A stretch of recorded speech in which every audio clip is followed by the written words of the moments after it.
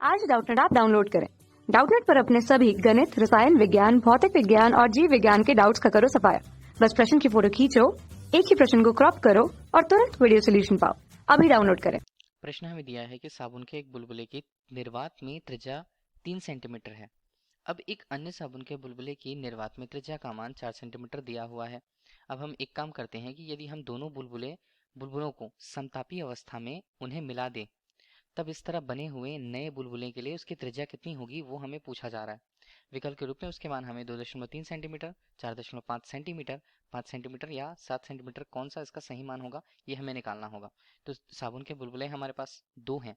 निर्वात में उनकी स्थितियाँ, उनकी त्रिज्याएं अलग अलग दी हुई हैं। तो पहले साबुन की त्रिज्या को लो, हम एक से प्रदर्शित करते हैं। उसके केंद्र से लेकर के त्रिज्या को यदि हमने प्रदर्शित करा तो उसे हमने R1 स्मॉल R1 से प्रदर्शित कर लिया हुआ है। इसी तरह दूसरा हमारे पास एक और अन्य बुलबुला होगा साबुन का बुलबुला, तो उसके लिए हमने उसे कुछ इस तरह प्रदर्शित किया हो और उसे दो के रूप में हमने बता दिया है कि दूसरा यहाँ पर साबुन का बुलबुला है। केंद्र से उसकी स्थिति देखें तो उसकी त्रिज्या को यहाँ पर हम स्मॉल R2 से प्रदर्शित करते हैं। ठीक है, दो साबुन के बुलबुले निर्वात में उनकी त्रिज्याएं हमें दे दी गई क्रमशः R1 के रूप में, उसके मान हमारे पास 3 सेंटीमीटर पर, और दूसरा हमें जो दिया हुआ है R2 का मान वो हमारे पास कितना, वो हमारे पास 4 सेंटीमीटर के रूप में। देखिए, समतापी स्थिति बोला जा रहा है दोनों बुलबुलों को समतापी अवस्था में, तापमान वही है। ठीक है, जो वातावरण पर वो मौजूद हैं, निर्वात की अवस्था जरूर है लेकिन तापमान वही है, तो इसे समतापी स्थिति यदि हमने कहा और समतापी स्थिति पे दोनों को मिला दिया गया तो समतापी अवस्था हम कहेंगे उसे। दोनों को मिला देने पर क्या होता है, एक तरह से यदि हमने देखा कि देखिए साबुन का बुलबुला है, निर्वात में उपस्थित है, लेकिन अंदर उपस्थित वायु के कारण उस पर दाब होगा। इसे हम बोलते हैं अतिरिक्त दाब। तो अतिरिक्त दाब को किससे व्यक्त किया जाएगा, P1 से व्यक्त करते हैं, और दूसरे के लिए उसे हम P2 से व्यक्त करते हैं, उसके अंदर उपस्थित वायु में अतिरिक्त दाब के कारण को। समतापी अवस्था है, दोनों को एक साथ मिलाया गया तो एक नए बूंद का निर्माण हुआ, मतलब नए बुलबुले का यहाँ पर निर्माण होता है। तो उसकी त्रिज्या एक तरह से हम मान के चलते हैं केंद्र की स्थिति के अनुरूप उसकी त्रिज्या को कैपिटल R के रूप में हमने प्रदर्शित कर रखा हुआ है, और अंदर के लिए दाब को, अधिक के दाब को फिर से हमने केवल P से व्यक्त कर रखा हुआ है। तो ये हमारे पास कौन सा होगा, ये हमारे पास नया बुलबुला होगा जिसे एन के रूप में हमने प्रदर्शित कर रखा है। ठीक है, एन में हमने उसकी स्थितियां दे दी। तो पी हमें जो बता रहा है, पी यहाँ पर जो अतिरिक्त दाब को बता रहा है, इसे हमने कुल दाब के रूप में किस किस तरह से व्यक्त किया है। देखिए, पहले बुलबुले के अंदर जो दाब था P1 और दूसरे बुलबुले के अंदर जो दाब था P2, उन दोनों को हमने मिला दिया तो उनका योगफल ही क्या होगा, इस तरह से बने हुए नए बुलबुले के लिए उसके कुल अंदर उपस्थित कुल दाब को, वायु के दाब को वो प्रदर्शित करता है। अब इस तरह से आगे हम बात करें कि उसके अंदर उपस्थित जो वायु होती है वो हम आदर्श गैस के रूप में उसे प्रयुक्त करेंगे, तो आदर्श गैस समीकरण हमें उपयोग करना होगा। तो हम यहाँ पर लिख लेते हैं आदर्श गैस समीकरण। समीकरण हमें क्या बताता है, वो यहाँ पर बताता है P जो दाब है, V जो आयतन है, और ये बताता है म्यू आर टी के मान को। समतापी स्थिति है, टी का मान नियत होगा, म्यू जो अंदर वायु भरी हुई है उसका मान भी नियत होगा। प्लस से म्यू आर टी पूरा पद नियत होने वाला है, मतलब हम कह सकते हैं कि पी और वी का जो यहाँ पर गुणनफल है वो क्या होगा, नियत होगा। इस तरह हम नए बूंद को दोनों बूंदों से मिलकर बना हुआ माने तो ये पीवी का जो गुणनफल होगा दोनों के लिए नियत होगा। तो हमने क्या लिया, इसे पी वी के रूप में ले लिया।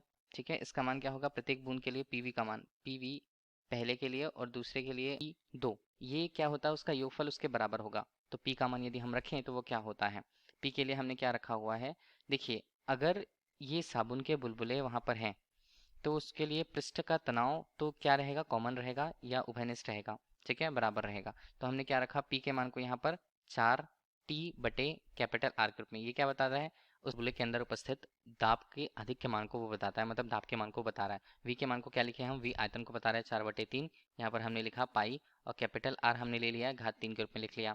स्मॉल पी को क्या लिखा जाएगा, 4T/ यहाँ पर स्मॉल R1 के रूप में, और ये मान हमारे पास बनते हैं 4/3 पाई यहाँ पर R1 के लिए उसके घन के बराबर। और इसी तरह यहाँ पर देखें तो 4T/ यहाँ पर स्मॉल R2 हम लेते हैं उसको, ये बनता है हमारे 4/3 पाई और R2 और उसकी घात 3 के रूप में। कौन कौन से मान यहाँ पर उभयनिष्ठ होंगे और कटेंगे, 4π/3 और 4T यहाँ पर देखिए दोनों तरफ कट जाएंगे, R और R यहाँ पर कैंसिल होते हैं तो यहाँ पर बनता है R का वर्ग, और बराबर यहाँ पर देखें तो स्मॉल R1 का यहाँ पर भी होगा वर्ग और इसका भी होगा, स्मॉल R2 का यहाँ पर भी होगा वर्ग। कुछ इस तरह से हमें मिलेंगे नए उसकी त्रिज्या का मान। नए बूंद के लिए उसकी त्रिज्या का मान। तो R1 का मान, R2 का मान हमें पता है, इन मानों को हम रख सकते हैं। तो R2 का मान यदि हमें R के वर्ग का मान मतलब बड़ी बूंद के लिए उसके त्रिज्या का मान निकालना है, तो पहले के लिए उसका मान कितना 3 था, 3 का हमने किया वर्ग, और यहाँ पर इसके मान को देखें तो ये 4 का होगा यहाँ पर वर्ग, तो 9 और यहाँ पर 16, तो कितना होता है, ये होता है 25। तो 25 को यहाँ पर हम करें तो R का मान यहाँ पर कितना होगा, R की घात 2 हमने 25 लिखा था, तो R का मान यहाँ पर हमारे पास बनता है 5। ये किस में प्राप्त होता है, सेंटीमीटर में। इस प्रकार हम यदि उन दोनों बूंदों को मिला दें निर्वात की स्थिति से, तो यहाँ पर जो नई बूंद बनेगी उसकी त्रिज्या का मान कितना होगा, वो होगा 5 सेंटीमीटर, जो हमें प्रश्न में पूछा जा रहा था। अब विकल्प के रूप में हम इसके मान को देखें तो हमारे पास विकल्प सी होता है इस प्रश्न का सही उत्तर 5 सेंटीमीटर। धन्यवाद। कक्षा 6 से 12वीं से लेकर नीट, IIT, JEE वो एडवांस के लेवल तक 1 करोड़ से ज्यादा छात्रों का भरोसा। आज ही डाउनलोड करें डाउटनेट ऐप या व्हाट्सएप करें अपने सारे डाउट्स 8400 400 400 पर।